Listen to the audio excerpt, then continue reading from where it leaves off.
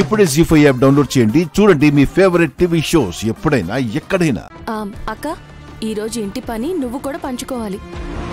అదేంటి చెల్లి, పనంతా నేనే చేస్తాను అని మీదేసుకునేదానివి. ఈ రోజు అందులో సగం నా మీద వేసినా నేను వంగిపోతాను. పోనీ వంటైనా చెయ్యక్క, నువ్వు వెరైటీగా చేస్తావు కదా. తిని పెట్టే వాళ్ళందరూ బయటే తిరిగితే వండి పెట్టి ప్రయోజనమే ఉంది.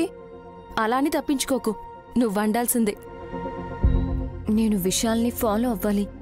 ఆ విషయం నీకు చెప్పకుండా తప్పించుకోబోతున్నాను చెల్లి.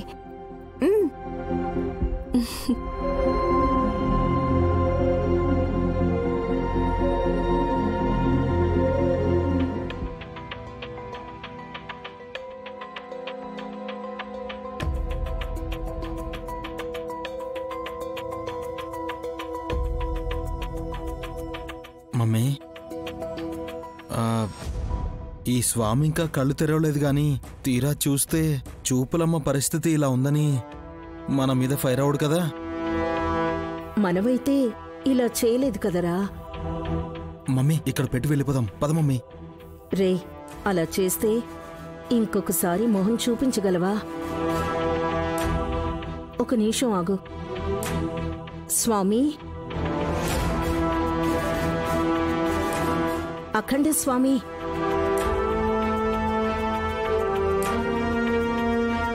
స్వామి, అఖండ స్వామి,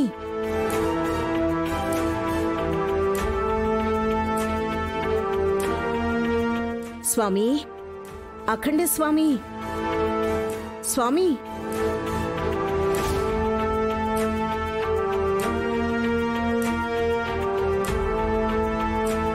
ఏంటది? చెంబు, చిచి, కలశం స్వామి. ఈ చేతిలోనేమో చూపులమ్మ.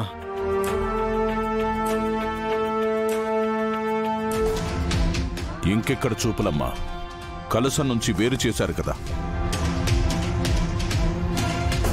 అయ్యయ్యో, ఇది మా పని కాదు స్వామి.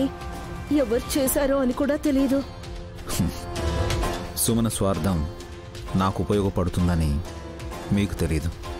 అయితే గాయత్రీదేవి జాడను కనుక్కోలేకపోయారన్నమాట.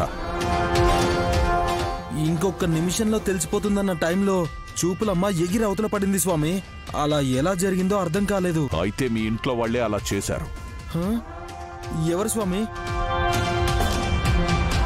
నేను గాయత్రక్క జాడ తెలుసుకోకూడదని ఎవరు అనుకుంటారు? ఎందుకంటే అందరికీ తన ఆచూకీ అవసరం స్వామి.